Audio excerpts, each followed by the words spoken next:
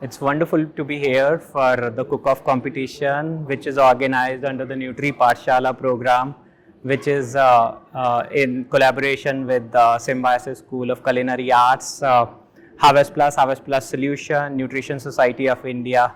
And we were really lucky to have Chef Harpal Singh Sokhi here as one of the judges.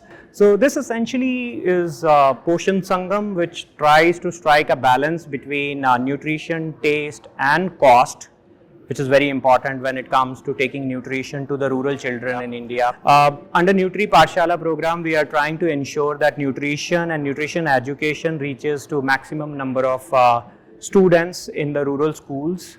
And this work is being done in collaboration with partners like Agrozi in Maharashtra, who are helping us design these recipes. So it was wonderful to be here, to be with the young participants who came up with really delicious recipes, and we are hopeful that together with our partners we will be able to create a change for the rural kids in India.